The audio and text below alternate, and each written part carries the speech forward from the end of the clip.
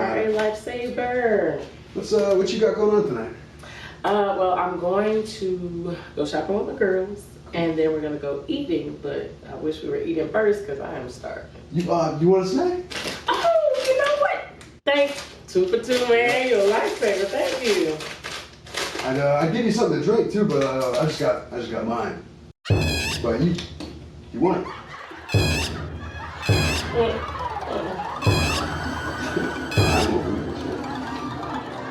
That is some white people shit. 'Cause that's just nasty. You know what? I appreciate you coming and having this dialogue. It was very necessary. And I actually got to go get my daughter now, so we can talk another time. All right? Have you heard of soju though? It is so you. You would love it. It tastes like coffee, but it's just a lot funner. Soju, soju, so you. Okay. It is everything you need. I'm telling you, you will love it. It's from rice though. It's rice. It's like different. The Does way it give you energy? I know it brings you right. I can't tell you I don't know if it gives you energy or anything like that. It makes you nice. Oh, okay. So, okay, well, cool. Yeah. Well, maybe you can have some soju another time. Let's go right now to the bar. We can go to the bar. Look. Well, I gotta go get my daughter now. Okay. Yeah. Look, have you heard about my new motorcycle though? Got a new bike upstairs, I'm ready to ride. Come on, we go upstairs, go tonight. You gonna make it home. But it ain't right now. I don't really do motorcycles because it's not really too safe. So look, you got your body out there. Yeah, I'm a professional. You can be safe with no helmet on, no armor, no nothing. Look, we're gonna go out there, pop a couple wheelies. You gonna feel like we're on bike boards. We're gonna be great. It is amazing. Look, when you put your hands in the air and you're flying and like you just don't care, it's gonna be great for you.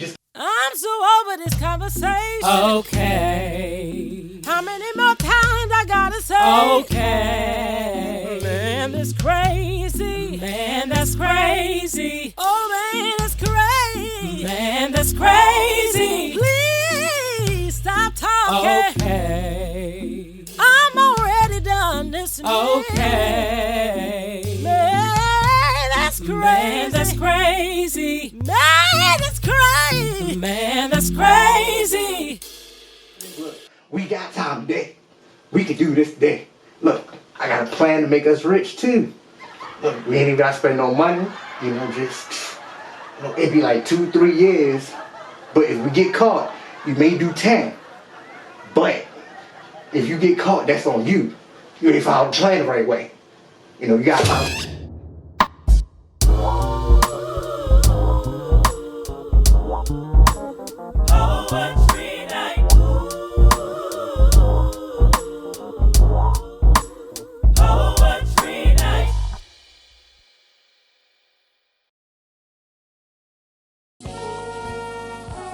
My name is Written the Poet. I am originally from Colorado. I was born and raised in Denver, Colorado.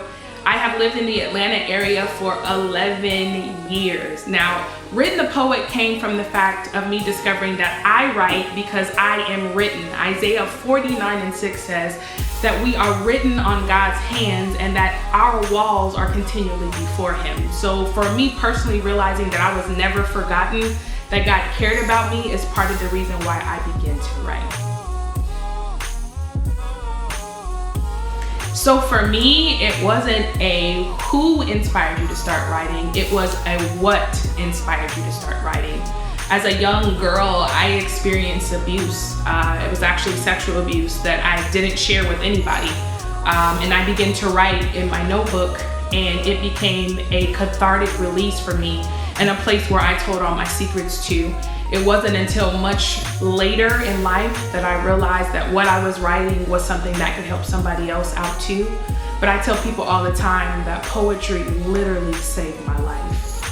And so I'm so grateful that poetry found me in one of my darkest places. Listen guys, it's been a crazy year, right? I mean, we made it past coronavirus, we made it past Black Lives Matter movement, but it's been so much. And when I began to contemplate, number one, on family members that I had lost due to COVID, about how quickly things had changed, how crazy the world was, it really made me start to reflect on what matters. What am I living for? And that's kind of where a breath stemmed from. That whole idea and concept that one moment you can be breathing and the next you can be gone. So what are you doing with your life that really counts and really matters? And I hope you really see and understand that when you hear the piece. There's this fear clawing in the back of my mind like, did I mess up? Have I wasted time that I constantly took for granted as exponentially always working with me instead of against me, more time behind than in front? What I see is a soul unsatisfied with the answer of her life's equation. I followed all the guidelines.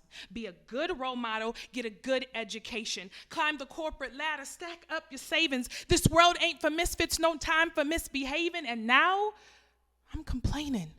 Containing this brilliance behind fences and under glass ceilings, awaiting the happiness that never comes, while straining to check all your boxes, while maintaining your own version of imitating that life is maintaining this or that thing, when really you're internally decaying from the underwhelming reality that all falls short of portraying and conveying the existence that God had in mind when he illustrated the detailed design that defined the divine inside, hidden behind society's culture, cleverly clad catastrophes. No, you don't have to finish that clause to even listen to me. Just take a deep, long look at the daunting reflection in the mirror and tell me, what is it that you see? Take away your money, your designer rags, your overpriced tags, your fair feather friends and your prized possessions, your bronze butt cushion that accommodates whatever repetitious button you're pushing to keep money in the faulted institutions designed to lighten the weights of the economic system needed to survive. Dare say I. Do you have anything left? Any value internal? Any lessons that you've learned, any promises that you've kept to yourself? Are you really living? Because dying is just a breath, breath. Stop breathing, and there's really nothing left to separate you from the millionaire, because neither one of you can take that stuff where you going. Time's going fast, and excuses are just slowing you down from answering the question. Just answer the question.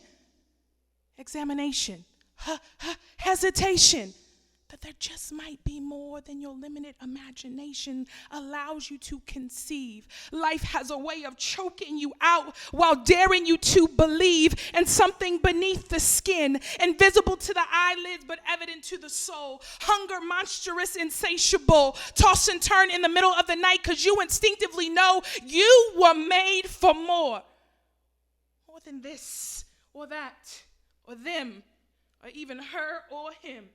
There's a God part of you, but you refuse to let him in, thinking, I got time for that when I'm older. Now let this sink in. I've lived 456 months, 13,872 days, 332,880 hours, 19,972,800 minutes, 1,192,368,000 seconds. Yesterday, I blinked, and I can't even remember when the race began. What is seeping in? What is seeping in? Ears so clogged, eyes so hazy from the frenzy of social media wannabes. And don't you want to be me? That I'm not sure how much honesty and transparency this generation truly sees with all these filtered, reshaped, edited copies.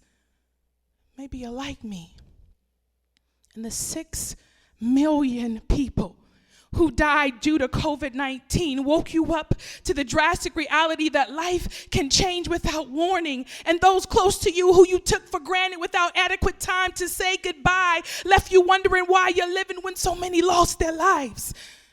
I can tell you about a man on Calvary and his sacrifice. His love is the only truth. It can tell no lies. Intricately knows you, gave you the precious dream behind your eyes. But I'm not here to preach to you or make you feel guilty or pitiful. I'm not your typical visual miracle, just a previously abused, addicted, suicidal, assaulted individual who was introduced to a love that helped me heal until I was no longer afraid of the darkness of my own heart. Liberated from low self-esteem gave me a fresh start. We all have the proclivity to be marred canvases, but God makes Picasso masterpieces out of needed others' absences. Our character flaws and challenges, our epic failures and embarrassments, our blatant lies of happiness when really there's only emptiness in the midst of perfection and embellishments of nothingness.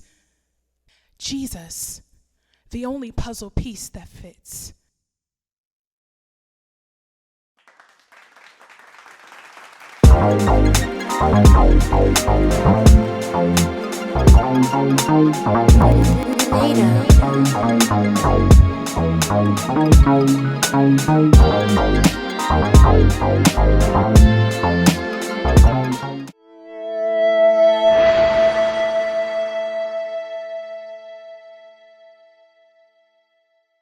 It's not just a network, man. It's a network, man.